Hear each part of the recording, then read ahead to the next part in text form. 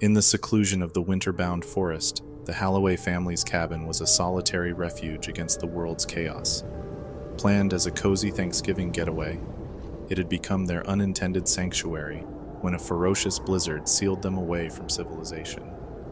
John Halloway, his face a canvas of life's hardships and triumphs, had yearned for a holiday of joy and familial warmth. His wife Sarah, with her nurturing gaze now reflecting the storm's unyielding harshness, longed for the laughter and stories that Thanksgiving brought. Their children, Mia, whose vibrant creativity often filled the cabin with tales of wonder, and Tommy, a bundle of boundless energy and curiosity, found their excitement dampened by the oppressive weight of the storm. As days melded into a week under the storm's relentless siege, their once abundant provisions dwindled distressingly. The fire, their only bulwark against the cold's piercing fingers, fought a losing battle against the invading frost. An eerie presence soon began to suffuse the cabin. It crept in with a silence that felt thick and oppressive, followed by whispers that seemed to slither through the walls like a chilling draft. The cold deepened, becoming an almost sentient force that gnawed at their spirits. The Wendigo's cries, otherworldly and filled with ancient hunger, shattered the nights. The spirit, drawn by their fear and despair, haunted the edges of their sanctuary. Its howls, echoing the primal terror of the wild, left the family cowering under their blankets, hearts pounding in unison. Driven by a desperate need to protect his family, John ventured into the storm's maw, leaving Sarah to fortify the children against the growing horror within. The Wendigo's haunting escalated, its ghostly manifestations more frequent and terrifying.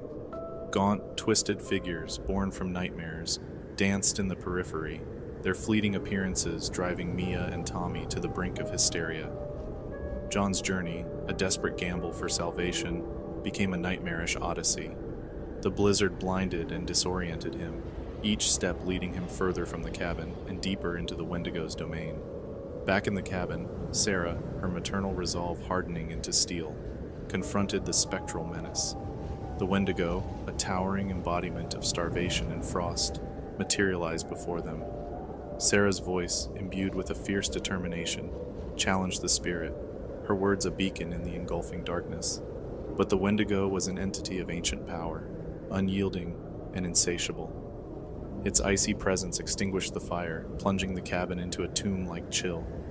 The spirit's hunger was relentless, and the family's unity began to fracture under its malevolent gaze. John, lost in the white abyss, succumbed to the storm, his final thoughts a desperate wish to see his family once more. In the cabin, the Wendigo's power reached its zenith. Sarah, Mia, and Tommy, consumed by despair and cold, fell one by one into a frozen slumber, their last breaths misting in the icy air. As dawn broke, the blizzard receded, revealing a world of deceptive serenity. The cabin stood silent, its walls holding the tragic tale of the Halloway family's final Thanksgiving. The fire pit, cold and unused, and the untouched feast on the table became a macabre still life of a celebration that had turned into a feast for the Wendigo. The forest reclaimed the silence, the cabin a grim monument to the Halloway's fate. The locals in the nearest town whispered tales of the family who vanished, a chilling story of a Thanksgiving visited by an ancient horror. The cabin, now shunned and feared, stood as a dark testament to the Wendigo's curse, a reminder of the wilderness's unforgiving nature and the thin veil between the natural and the supernatural. In the heart of the city, nestled among rows of aging buildings, stood a modest apartment complex, its facade a testament to countless untold stories. Here, in apartment 113, David spent his first Thanksgiving away from family. The space was cramped and worn, but it was his, a symbol of newfound independence. As Thanksgiving Day dawned, a sense of loneliness engulfed David. The apartment, usually a haven of solitude, felt unusually oppressive, the walls seeming to close in on him. He tried to keep the melancholy at bay by cooking a modest feast for himself, attempting to recreate the warmth of family traditions. As the day progressed, peculiar occurrences began to disturb the stillness of the apartment. It started subtly, a faint scratching sound behind the walls, objects slightly out of place, and an unshakable feeling of being watched. David, rational to a fault, dismissed these as quirks of the old building. However, as evening approached, the disturbances grew more alarming. The kitchen faucet turned on by itself, flooding the sink with murky water. The lights flickered erratically, casting eerie shadows that danced across the room. David's unease turned to dread when he heard a faint, sorrowful weeping coming from the living room. Frightened but compelled to investigate, David entered the living room, only to find it empty. The weeping ceased abruptly, replaced by a chilling silence. The air grew colder, a palpable tension filling the space. Dinner time arrived, and David sat down to eat, trying to shake off the unnerving events. No sooner had he begun, the apartment plunged into darkness. The sound of shattering glass echoed through the rooms as his dishes inexplicably flew off the table, crashing against the walls. Heart pounding, David fumbled for his phone, its light a feeble defense against the encroaching darkness. The haunting escalated. Furniture moved on its own, walls seemed to breathe, and an overwhelming sense of despair filled the air. In the midst of the chaos, a ghostly apparition materialized before David. The figure was that of a young woman, her eyes hollow with unspeakable sadness. She reached out to him, her voice a mere whisper. Why didn't they come? Frozen with fear, David watched as the spirit dissolved into the air, leaving behind an oppressive silence. He stumbled to his neighbor's door, his mind reeling with terror. The elderly woman who answered listened to his frantic story with a grave expression. She revealed the dark history of apartment 113. The previous tenant, a young woman, had spent her last Thanksgiving alone, abandoned by her family. Overcome with despair, she had taken her own life, her spirit forever entwined with the loneliness and tragedy of that day. Armed with this knowledge, David returned to apartment 113, his heart heavy with empathy for the spirit that lingered. He understood now that her actions were not born of malice, but of unendurable sorrow. In a gesture of compassion, David set the table once more, lighting a candle in honor of the lost soul. He spoke gently into the stillness, acknowledging her pain and expressing a heartfelt apology on behalf of those who had forgotten her. As he spoke, the air in the apartment shifted. The oppressive atmosphere lifted, replaced by a sense of peace. The spirit of the young woman appeared once more, her expression no longer one of despair, but of gratitude and relief. Thank you. With a final ethereal smile, she faded away, her spirit finally finding the peace that had eluded her in life. David spent the night in the now peaceful apartment, reflecting on the profound encounter.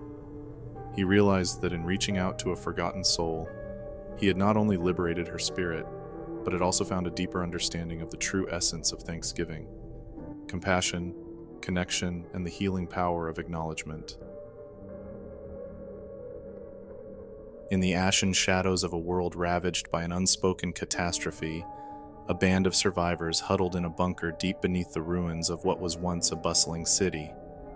The bunker, a cold concrete relic of a forgotten era, had become their refuge, their final bastion against the desolation above. Thanksgiving, a remnant of the old world, loomed over the group like a ghost of better times. Despite the grim reality, they gathered around a makeshift table, their faces illuminated by the flickering light of a few remaining candles. The feast was meager, scavenged from the remnants of a world left behind, but they were together, and for that, they were grateful. As they took turns sharing what little they were thankful for, an eerie atmosphere began to envelop the bunker. The first sign was subtle, a chill that seemed to seep through the walls, a coldness that went deeper than the physical. Then came the whispers, voices so faint they were almost mistaken for the wind howling through the broken world above. The survivors exchanged nervous glances, their voices faltering. Among them was Ava, a young woman whose eyes still held a glimmer of hope, and Samuel, an older man whose face was etched with the scars of loss. They tried to dismiss the odd occurrences, attributing them to the stress of their situation. But as the night deepened, the haunting escalated. Visions flickered in the shadows, ethereal figures of those who had perished in the apocalypse, their faces twisted in silent screams and sorrow. The air grew thick with the scent of smoke and decay, a sensory echo of the world's end. Panic set in. Some survivors whispered of spirits trapped and restless, while others feared their minds were succumbing to the strain of survival. Ava, her heart pounding in her chest, clung to the belief that there was a logical explanation. Samuel, however, recognized the despair and pain in the apparitions. They were mirrors of their own anguish, manifestations of their collective guilt and grief. As the haunting reached its peak, the bunker's lights flickered wildly, casting the group into near darkness. The vision swirled around them, a maelstrom of lost souls and broken dreams. It was then that Ava, her voice barely above a whisper, suggested they confront their fears. Together the survivors stood, facing the specters of their past. One by one, they voiced their sorrows and regrets, their apologies to those lost and their farewells left unsaid. As they did, the visions began to fade, the whispers growing quieter, until all that was left was the silent camaraderie of the living. As dawn broke, the survivors emerged from the bunker, greeted by the pale light of a sun struggling to penetrate the gloomy sky. They knew the world outside was still a wasteland, a monument to human folly, but inside the bunker, they had faced the ghosts of the apocalypse and found a semblance of peace.